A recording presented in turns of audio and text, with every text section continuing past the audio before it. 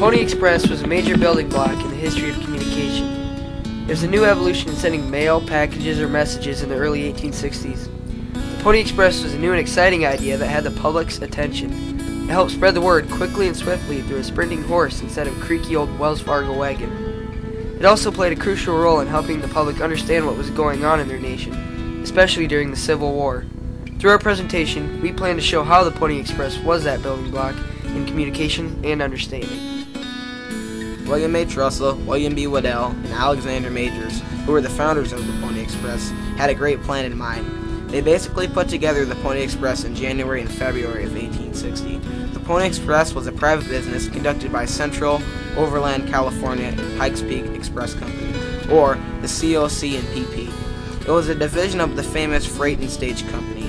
They hoped to eventually earn a $1 million government contract. To advertise their company, they put help-wanted ads in the newspaper asking for young, skinny, wiry fellows who were willing to risk death daily. The ad also asked for orphans, but many of the riders were not. The founders wanted to put together a business that would provide the fastest mail service going from St. Joseph, Missouri to Sacramento, California. The route was almost 2,000 miles long and went through present-day states of Kansas, Nebraska, northeast corner of Colorado, Wyoming, Utah, Nevada, and California. The Pony Express ran by relays of horses and riders. It ran 7 days a week, all year round, even through blizzards and other terrifying storms. The cost of mail was $5 per half ounce at the beginning, but later dropped to $1 for every half ounce. The very first ride of the Pony Express was on April 3, 1860.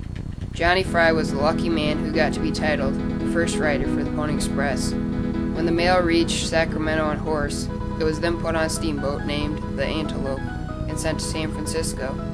The first ride for the Pony Express was on time and a success. It ended on April 3, 1860. The residents of San Francisco held an uproarious greeting for the Pony Express and held many feasts and festivities. It was a dream for the public and the beginning of a new era. There are two types of stations that existed on the Pony Express. These stations were placed along the routes that riders stopped at to either exchange horses or stay at and rest. Stations that were for rest and recovery were called home stations. Stations that were used to pick up a new horse and stop for a quick break were called swing stations. 157 relay stations dotted the Pony Express route from St. Joseph, Missouri, all the way to San Francisco, California. These relay stations were located about 5 to 20 miles apart. This method was the secret to the swift movement of mail by the Pony Express. Horses were a very important element in the Pony Express. They carried riders and mail on a mochila on the trips to deliver mail. They traveled at an average speed of 10 miles per hour. A rider stopped to change horses about every 10 to 15 miles. There were nearly 500 horses in the Pony Express. They were mostly Mustangs, Thoroughbreds, Pintos, and Morgans, who were chosen for speed and endurance. There was even one account where a horse delivered mail solo because the rider was shot by Indians. There was only one rider and one mochila ever lost in the history of the Pony Express. There were many riders for the Pony Express, 183 to be exact. They all knew when they applied to be riders that they were risking their life and giving up all freedoms and leisure activities. Mark Twain, who had first-hand Pony Express accounts, said that a rider was usually a little bit of a man. Many riders were small in stature and about 110 to 125 pounds. Many records indicate that riders were extremely courageous and brave. They would not give up and always managed to overcome any obstacle. They also would tell you that they were among the most skilled horsemen to ever straddle a saddle. About 80 riders were used at once. Each rider rode about 75 miles per day. Besides the riders, there was about 400 other employees working at the same time. These other employees included station workers, stock tenders, and route superintendents. Riders were paid anywhere between $100 to $125 per month. Many Pony Express riders were regular boys who just wanted a place to stay and some money. A good example to support this is James W. Doc Brink. He was born August 29, 1835, in Pennsylvania.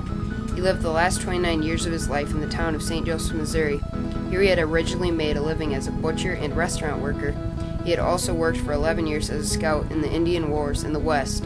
When he was hired by the Central Overland California and Pikes Peak Express Company, he was assigned to the 80-mile route in present-day Nebraska at the Rock Creek Station.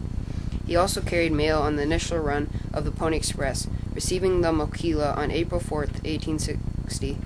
Brink would go on to resign from the Pony Express a few months later. Brink died on June 5, 1912 in St. Joseph, Missouri. He is buried at the Mount Auburn Cemetery.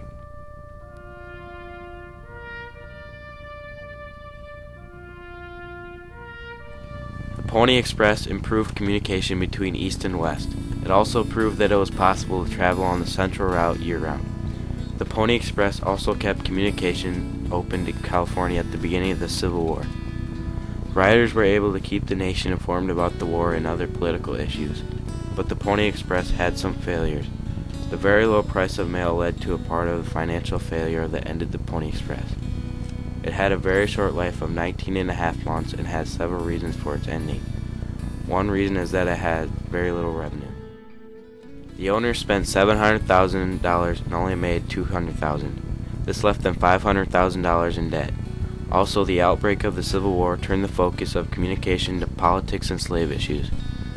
One of the biggest reasons, however, was the completion of the transcontinental telegraph. On October 26th, the telegraph was completed and San Francisco was directly connected to New York City. On that day, the Pony Express was officially ended, but the last letter was not delivered until that November. The company was auctioned off to Ben Holiday in 1862, and in 1866 he sold the company to Wells Fargo for $2 million. The Pony Express was a very renowned chapter in American history. It changed the population's idea of the mail system and proved that mail could be delivered in an efficient way. It improved communication so that citizens could keep up with the times and could be involved. They could stay up to date and not pay a lot of money to send messages. The Pony Express was a huge starting point for communication in history. It was new ideas for sending mail, packages, or messages in the early 1860s. Now, the next time you walk out to your mailbox to get the mail, think of the struggles that the Pony Express riders had to go through for their cause. Remember the people who risked everything they had to make sure that people could better communicate with each other.